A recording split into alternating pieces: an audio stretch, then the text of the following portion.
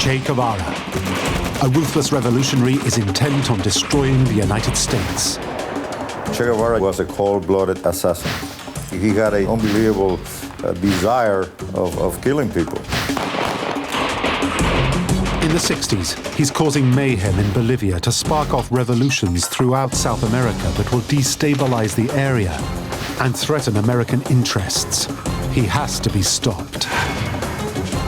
So the CIA turns to top agent Felix Rodriguez. I think it was very personal for Felix. He saw a lot of his friends die. His mission, capture Che Guevara and bring him back alive. Now, based on recently declassified documents, we can reveal the true story of this secret CIA assignment to hunt down one of the world's most famous revolutionaries.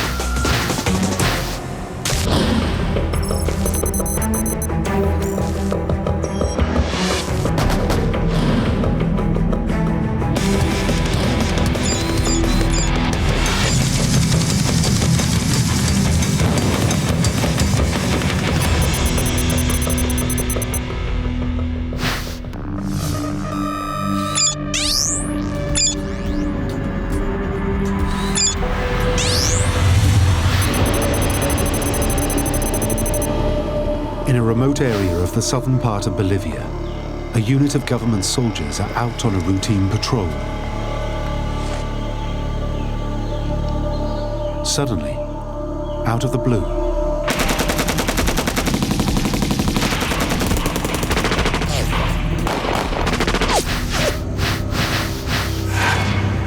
seven are killed. 12 soldiers are taken prisoner. The Bolivian soldiers are losing an ever-widening war against one of the world's most notorious revolutionaries, Che Guevara, who is determined to spread chaos.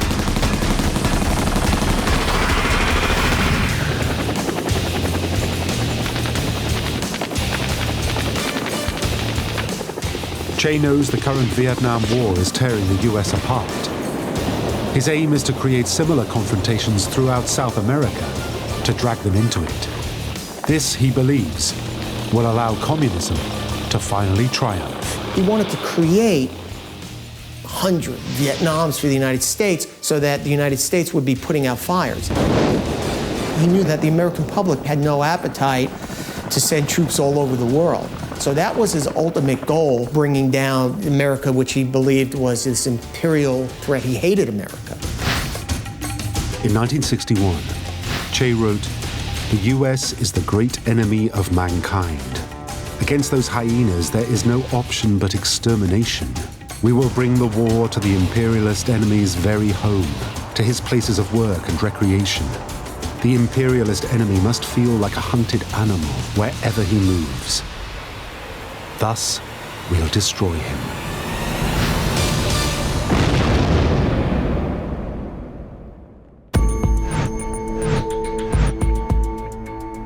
Born in Argentina, Che is a professional revolutionary communist. He was this mysterious figure. I wouldn't say to the extent of Osama bin Laden, because there were differences. But really, the goals were the same, to bring down the United States. He fights against the US-sponsored coup in Guatemala. He leads the Cuban Revolution with Fidel Castro and overthrows the US-backed government. If you were going to be a revolutionary, you had to be a hard person. You had to be dedicated. You had to believe in what you were doing, and he truly did. To students and revolutionary youths the world over, he is a hero, a freedom fighter. He was young, he was handsome, he was articulate. He had this reputation. Che believes the United States backs right-wing dictatorships, and those dictators exploit their own people. Only armed resistance, he argues, will address this imbalance.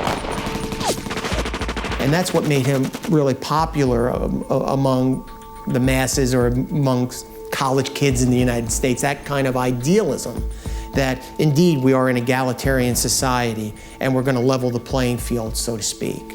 He's writing how-to books on revolution that are being used by revolutionaries all over the world and being read on college campuses in the United States.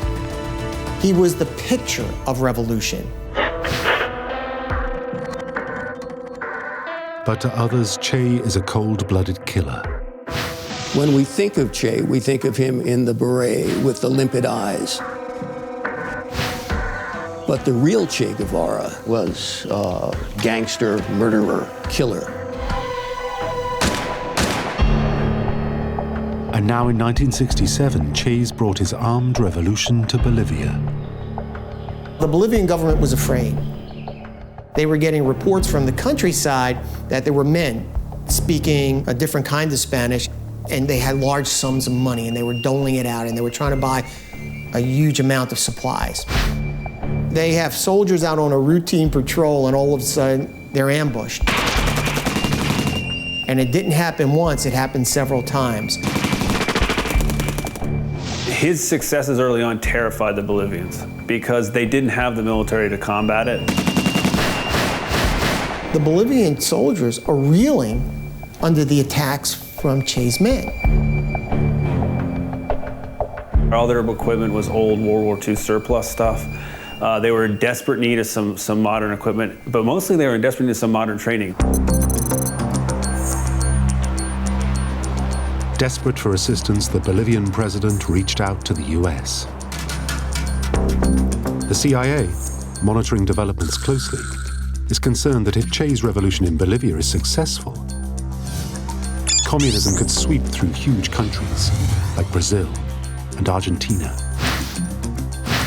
Bolivia borders 5 other South American nations, and from Bolivia, that could be the epicenter of a revolution that would spread from Bolivia all throughout South America and Central America. If this happens, it will bring communism right into America's backyard.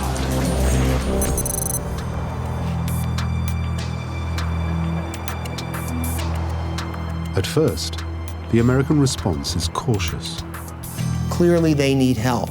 But we didn't want American soldiers going into the field and dying, because we're already engaged in Vietnam, and we did not want that to escalate into South America, into our hemisphere.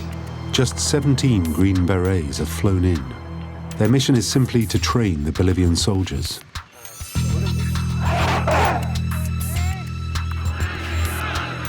They are forbidden to fight against Che's guerrillas directly, through fear of inflaming the situation. Che was right.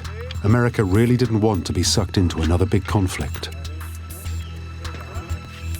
It was a classic Green Beret mission, which is send, special forces into an area, train the locals, get them really up to speed militarily, train them in the intricacies of war and counterinsurgency, and let them do the fighting. For the next 4 months, the US instructors, many veterans of Korea and Vietnam, train the Bolivian soldiers. The men that come to camp are Bolivian conscripts, and most of them had maybe a 4th or 5th grade education. So now you're trying to teach basic concepts to people who don't even have basic math skills. The military has a term for training. It's crawl, walk, and run. And when the Green Berets got to Bolivia, the Bolivian army was crawling. They did a lot of physical training because a lot of the campesinos didn't have the physical strength that they needed. So they would climb ropes, obstacle courses, and then as they got out of the crawl phase where they were able to use their weapons correctly and patrol correctly, then they got into some walking. They really had to build this Bolivian military from the bottom up in order to be at the level they needed to take on these guerrillas. They teach them how to march, shoot, move at night, detect booby traps, fight hand to hand, and avoid ambushes. Building aggression and building them into soldiers was a key part of the training. So we instilled a very aggressive spirit into them. You got to be tough. You got to, once the shooting starts, don't sit down. I'm in Bolivia, you were forced to serve. So I think you had to start the training by building that aggression and that fervor to fight the enemy.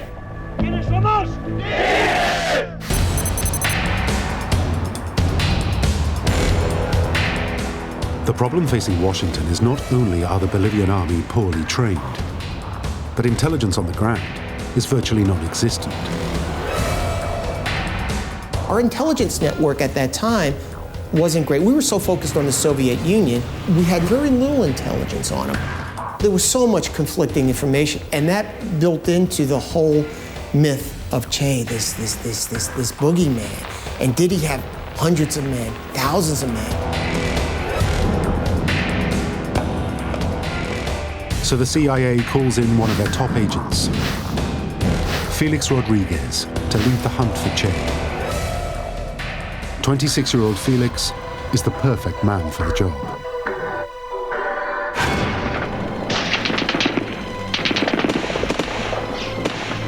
Born in 1941, Rodriguez was a victim of Castro and Che's revolution in Cuba. He and his family were forced to flee when the communists seized power in 1959. My uncle, who was a senator in Cuba, so he had to leave the same day to the United States in his boat. And of course, they ransacked his house. And then when I started looking at what was happening in my country, that's really what decided me to do something about it. Felix left school to fight against Castro. He felt a motivation to go and do this. It was very important to him, and he's been fighting communism ever since. I think it was very personal for Felix. He saw a lot of his friends die. He saw a lot of their businesses confiscated. He saw a lot of good people hurt. The young Rodriguez develops a deep loathing for Che Guevara. Really, he was a cold-blooded assassin. He had an unbelievable desire of killing people. He always hated the United States tremendously.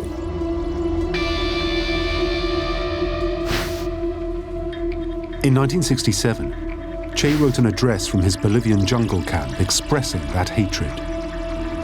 Hate as a factor in the struggle, intransigent hatred for the enemy that takes one beyond the natural limitations of a human being and converts one into an effective, violent, selective, cold killing machine. Our soldiers must be like that. A people without hate cannot triumph over a brutal enemy. Our every action is a battle cry against imperialism and a battle hymn for the people's unity against the great enemy of mankind, the United States of America.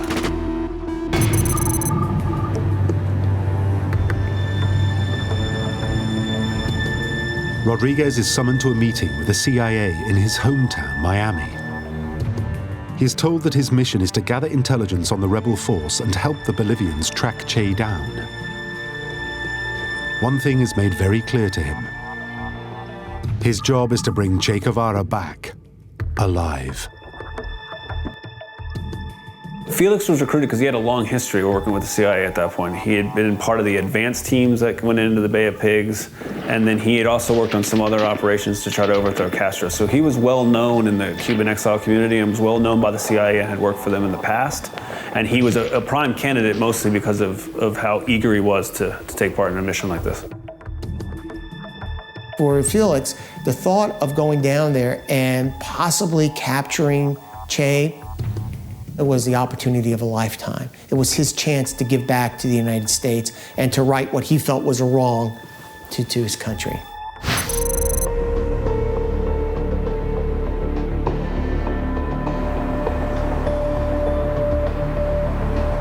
Rodriguez goes to Washington and moves into a safe house to prepare for the top secret mission.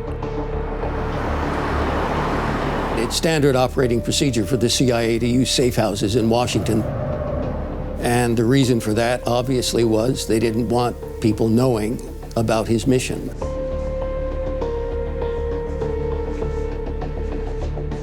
Rodriguez is then given what little intelligence the CIA has on Che. Some personal documents and photographs found in Che's abandoned Bolivian camp, and statements from captured guerrillas and deserters of the rebel force. It is very important to be able to familiarize yourself with as much as you can with the guerrilla. You want to know exactly how they feel, the way they operate, and that's important when something happens in the field.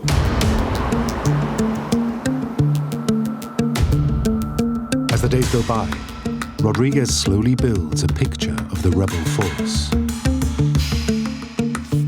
He learns that there are approximately 40 to 60 guerrillas operating in a 75-mile-wide corridor, stretching for over 200 miles in a remote wilderness area in southeastern Bolivia.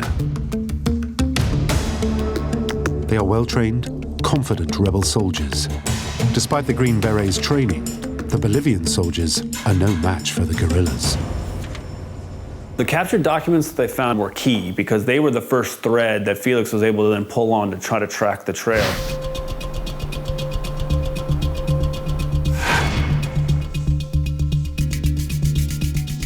In the course of his preparation, Rodriguez starts to focus on one particular rebel, a man named Paco. Paco was a Bolivian who thought he was going to Cuba to study. Instead, his uncle takes him to Che's camp and says, "You're not going to Cuba. You're fighting for the Bolivian Revolution." And he said, "What Bolivian Revolution?"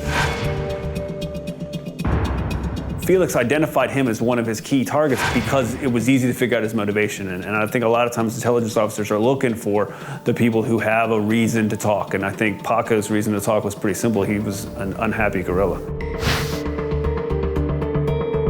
Rodriguez now develops a plan. If he can find Paco, he can potentially turn him and gain information that would lead them to Che.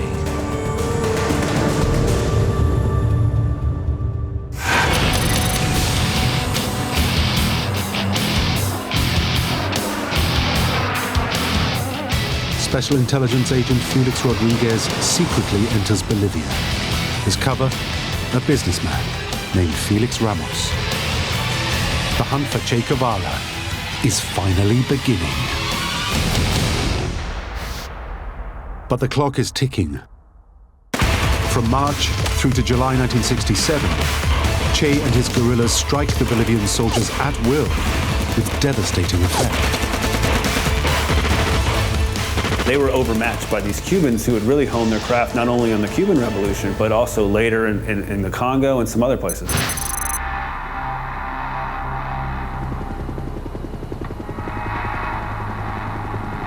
Then Rodriguez hears news that Bolivian soldiers are searching land thought to be inhabited by Che's guerrillas.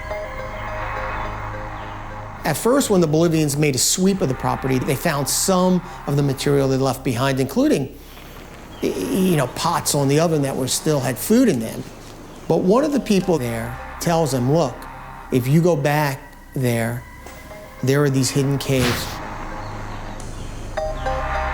2 weeks after Rodriguez arrives in Bolivia, government soldiers make a spectacular discovery. Che's storage caves.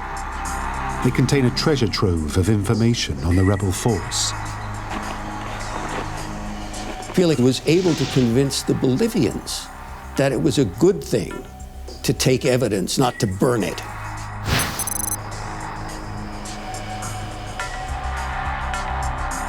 Back in his local CIA station in the Bolivian city of Santa Cruz, Rodriguez is presented with the guerrillas' documentation of their contacts in the country, deciphered radio messages from Cuba, and travel information with false names and photographs of the rebels.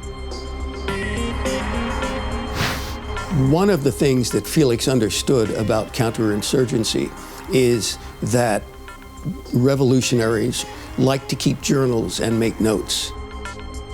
And what he was able to do was exploit these papers, because the exploitation of intelligence, when you pick it up from a guerrilla camp or a cave or off the body of a dead guerrilla, it can prove hugely valuable.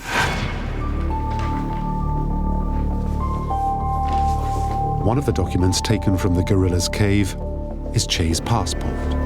It reveals how he entered Bolivia disguised as a middle-aged Uruguayan economist in November 1966. Rodriguez spends hours combing through every wallet, photograph, notebook, and scrap of paper recovered from the abandoned guerrilla cave. Che was a prolific writer, so he loved to write, and he was very disciplined. He kept all of his details of the operation and all the contacts and all the notebooks in caves.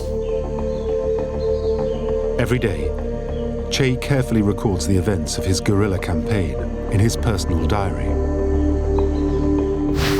His captured writings provide Rodriguez with a valuable insight on how and where Che's guerrillas operate, who his colleagues and collaborators are, and what Che is thinking. From a military point of view, we had 3 new battles with losses for the army but none for us.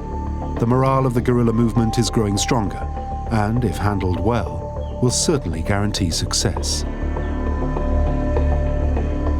Che chose Bolivia because it was a central part of South America. And what his hope was to start the revolution there and then be able to spread it out into the rest of South America.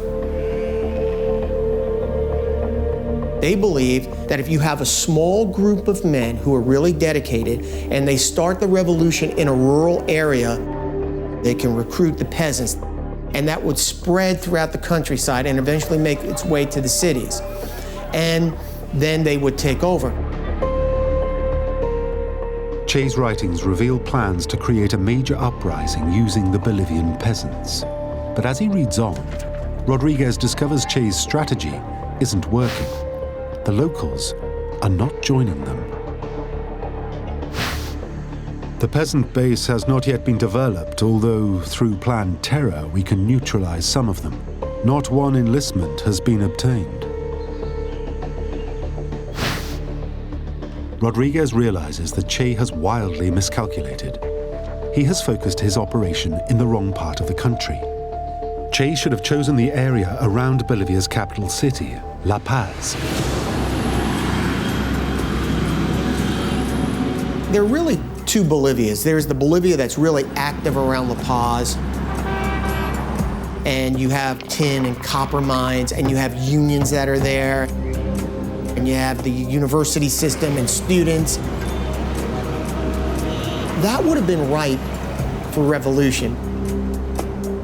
But Che, for some reason, he picked this area of Bolivia that was remote, that was scrubland. He picked an area where the peasants, the poor farmers, spoke a different language. They really didn't speak Spanish. And so when he came into the area, they were very suspicious of outsiders.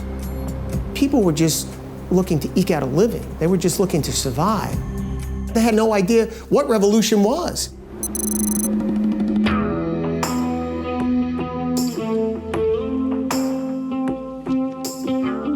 This is critical news for Rodriguez. He now realizes there is weakness. Che's rebel force is not as large as originally suspected.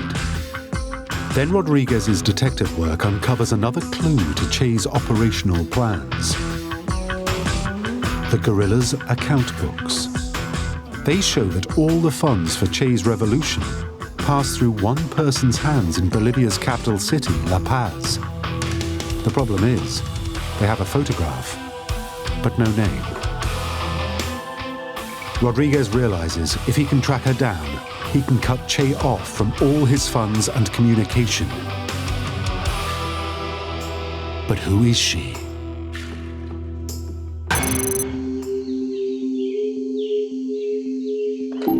Then, a critical piece of intelligence comes through to Rodriguez's CIA station in Santa Cruz.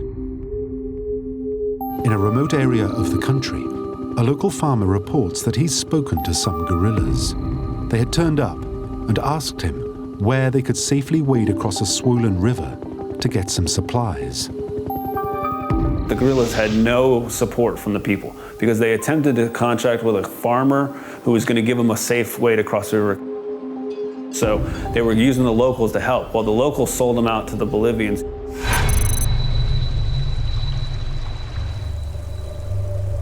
The Bolivian army now set a trap.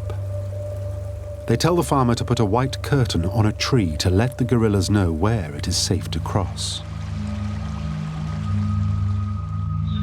During the early hours of the morning, Bolivian soldiers stake out the area.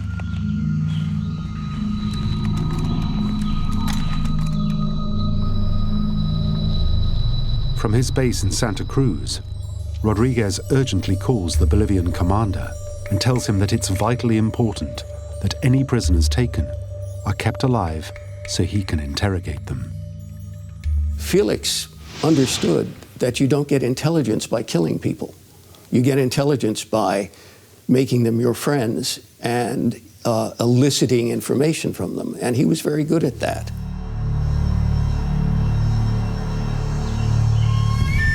The Bolivian soldiers wait all day for Che's guerrillas to show up. Then, as evening approaches, the guerrillas, guided by the farmer, begin to wade across the river at the agreed spot.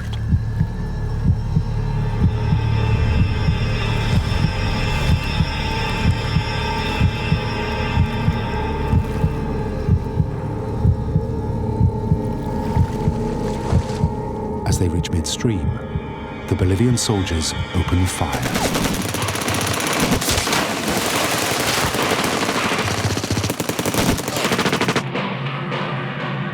Seven of Che's guerrillas are killed.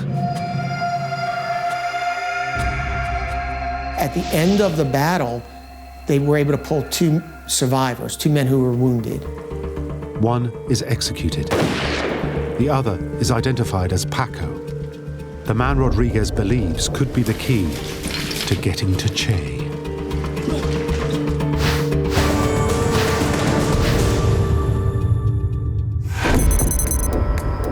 Rodriguez receives the news of Paco's capture.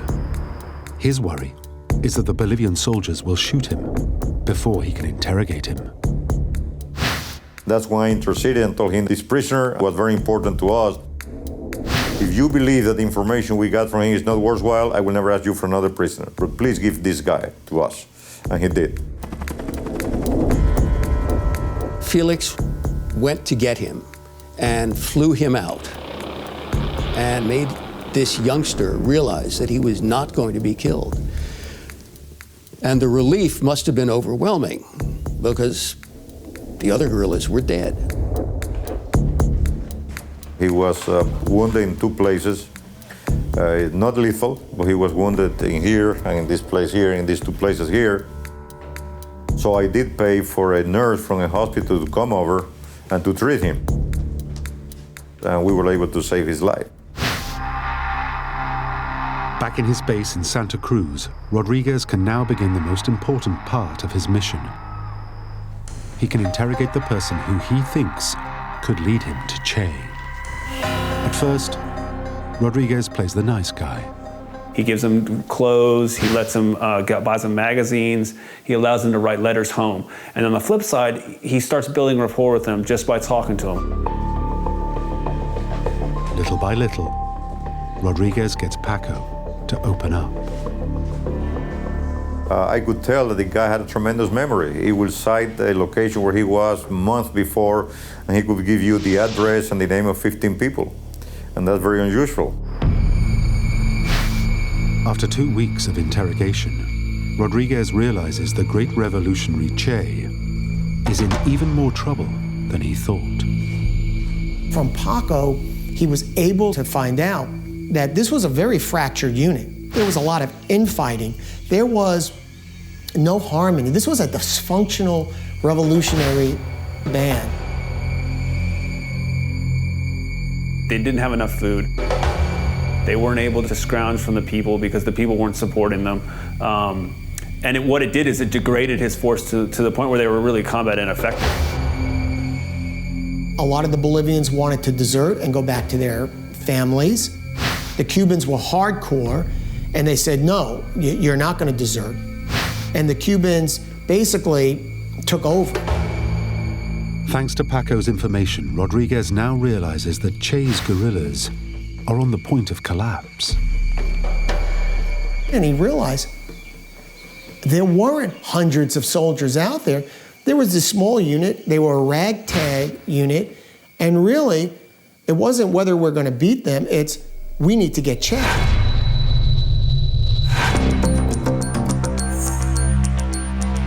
Rodriguez then decides to show Paco the photograph of the mysterious person who controls Che's funding and communication network. So I brought these pictures to Paco, and Paco was the one who identified Loyola Guzman and told us this is La Coyola Guzman, who is from the university. Loyola Guzman, 25, a graduate of the elite Communist Party activists' training school in Moscow, a member of the Bolivian Communist Youth.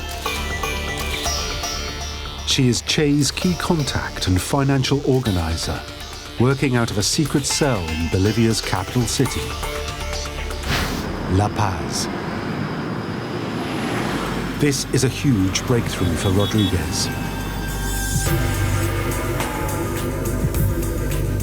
He calls in the Bolivian soldiers to arrest her, but she refuses to talk, saying she would rather kill herself than betray her comrades. Despite her silence, CIA agent Rodriguez has won a victory. By capturing Guzman, he has cut Che off from his funds and communication. Rodriguez has them exactly where he wants them. The rebel force is now completely isolated and on their own. All the CIA need to do is initiate an operation to finally bring Che to his knees. But Rodriguez still doesn't know where Che is.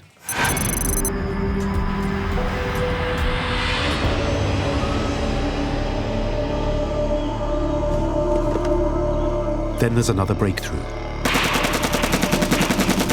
Bolivian soldiers fire on a small band of guerrillas. 3 are killed. The 3 men are brought in on the back of mules. If Rodriguez can identify any of the dead men from his long study of this rebel force, he might have a clue to Che's whereabouts. Rodriguez finds a driving license and documents. The names, he knows, are bound to be false, but they do contain photographs. Back at his CIA office in Santa Cruz, Rodriguez compares these documents to the information he's collected in his files. He is able to identify the 3 guerrillas. One, called Miguel, is captain of Che's front column. One thing that Felix was a good detective. He was a good investigator. So at this point in the campaign, he knew every member of Che's group. He knew how they moved. Che divided his column into 3 sections, with groups of men traveling in the front, middle, and rear guard. Che split his force into 3 that would march in certain intervals so that you would never caught all of them together. Rodriguez knows that Che always moves in the protected middle column, just 1,000 meters behind his front men. Using the location of where Miguel is killed, Rodriguez is able to determine Che's position. This is the breakthrough he's been waiting for. It is the critical moment. He now knows where Che is. He's got to strike immediately. Rodriguez urgently calls the US Green Berets Command to release the Bolivian 2nd Rangers Battalion from training and send them in to combat Che. I said, we are convinced that Che Guevara is in the area. At first, there was pushback. They said, they're still training. They haven't even had their graduation ceremonies yet. How are we going to send them out there? Felix argues that this is the last bit of training. This is the parade and the hand-holding of the medals, and it's not as important as what they know already. I said, we have to move the battalion right now. We want to get him. Rodriguez eventually gets his way. The Bolivian battalion are dispatched immediately to hunt Che down. Rodriguez receives information from the Bolivian command that there is a band of 17 guerrillas holed up in a ravine, somewhere deep in the Bolivian countryside. The area that they were working in was a very rough, mountainous area. It was not like dense jungle the insurgent could hide very well in. The Bolivian army starts to move in. Che was really trapped in this valley. And by now, the Ranger Battalion was in the area hunting him down, using the techniques, the training they received from the Green Berets. Che and his guerrillas discover they are now completely encircled by the Bolivian troops. It is the key moment in the campaign. Tactically, it's perfect. It's exactly what they were trained to do, which is they set up a blocking position on the high ground and then they sweep through the canyon trying to flush Che out. To continue the pursuit, and that's what they did. They ran these guys into the ground, literally.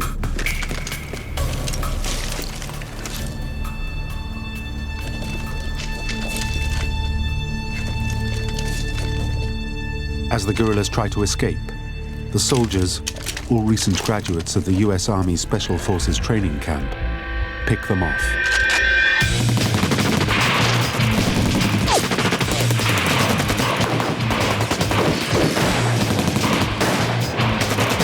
Che's rebel force is now locked in a heated battle, and the tide is turning in the favor of the Bolivian army.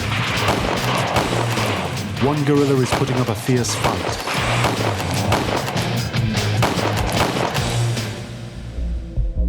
A bullet strikes him in the leg and he collapses on the rocks.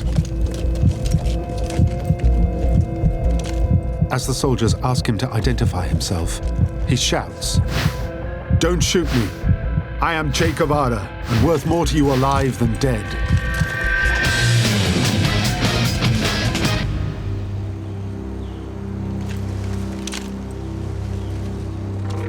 The wounded Che is brought back to a small hamlet.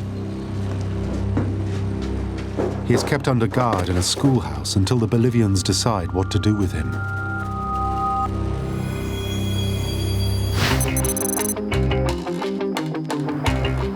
The news reaches CIA agent Felix Rodriguez in his station in Santa Cruz. When Che was captured and we heard the news, you know, it was a tremendous feeling. Rodriguez now flies in to where Che is being held.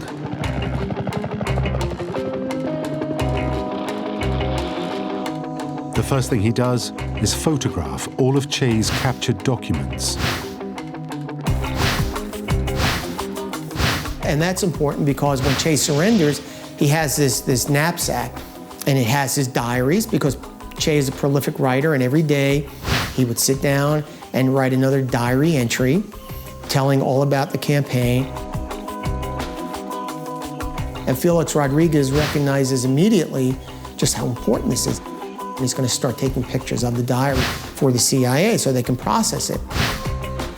These pages document in detail Che's 11-month military operation in Bolivia and his revolutionary thoughts. It will help to inform the CIA on how communist-backed guerrillas plan and cement their armed revolutions.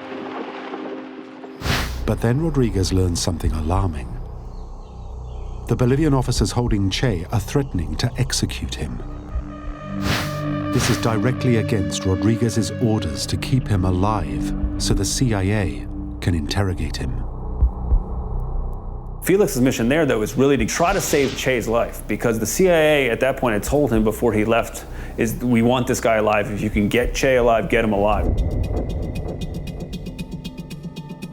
Rodriguez now appeals to the Bolivian military's top brass to halt the execution. The answer comes in a coded call, sealing Che's fate. We had a very simple code: 500 Che Guevara, 600 dead, 700 alive. Rodriguez is given the code 500 for Che, 600 for dead. Che is to be executed.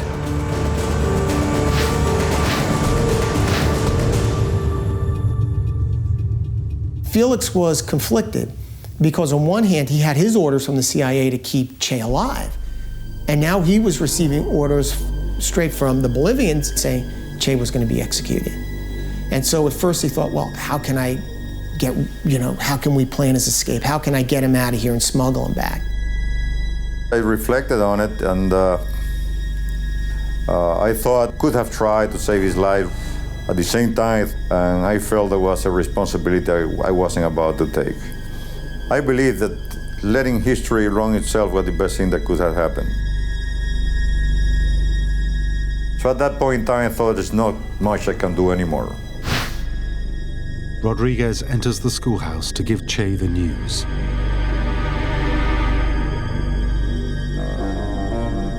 These two men have been playing a lethal game of cat and mouse. And now, the final confrontation. Che would talk to no one. He would not be talked to, but he talked to Felix. And the question has always been why. And to me, the answer is that Felix treated him like a man.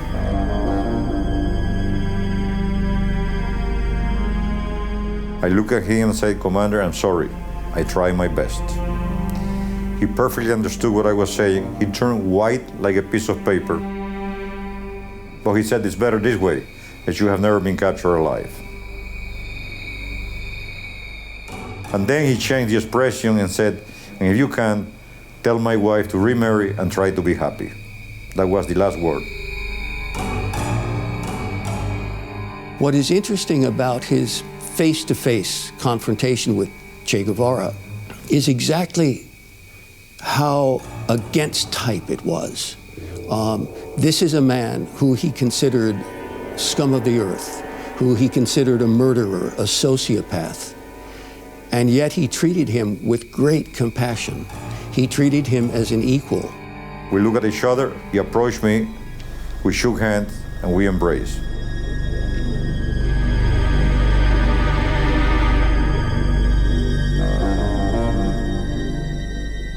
Rodriguez asks if he can take a picture of the two of them side by side. Che agrees.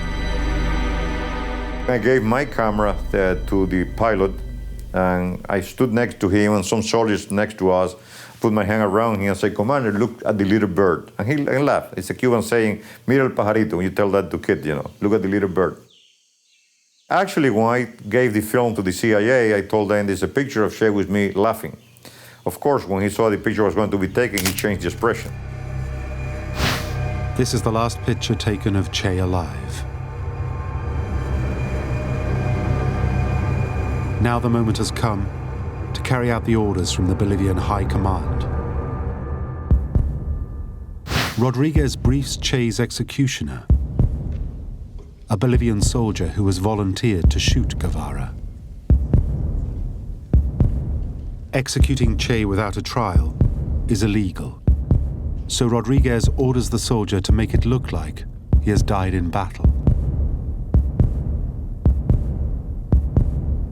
Don't shoot from here up, shoot from here down, because this man's supposed to die from combat wound. 39-year-old Che Guevara then says his last words. "I know you've come to kill me. Shoot, coward. You are only going to kill a man."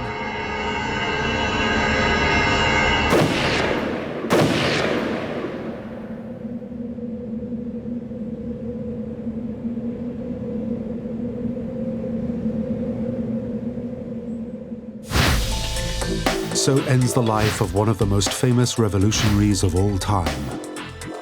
The man who set out to overthrow US-backed governments and destroy America lies dead. Che Guevara was a charismatic, provocateur, revolutionary, gangster, murderer who's hugely unsuccessful in Bolivia. And I think he met the fate he deserved. Che's body is flown to a local town where he is laid out for public display. It's a message to everyone. Revolutionary terrorism will not triumph.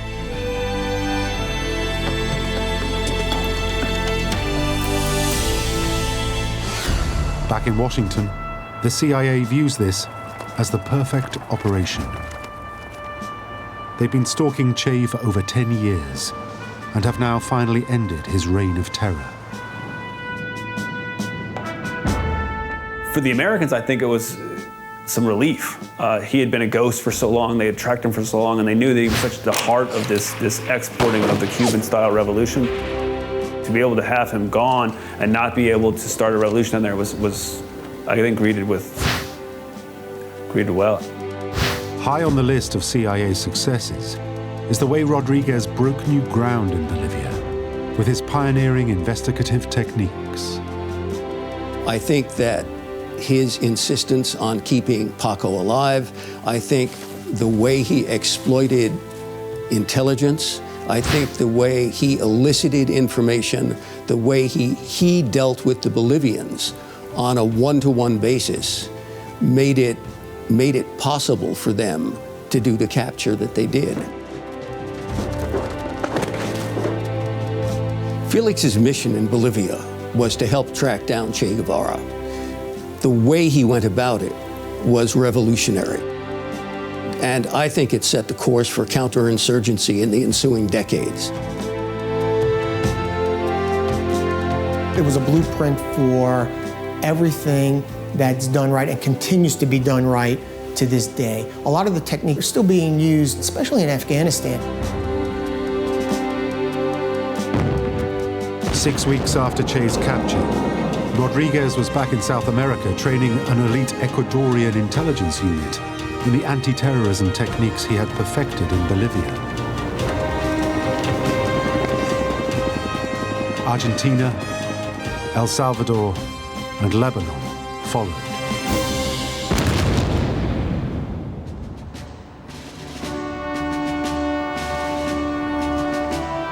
In 1969, the man who caught Che Guevara became an American citizen and enlisted in the United States Army.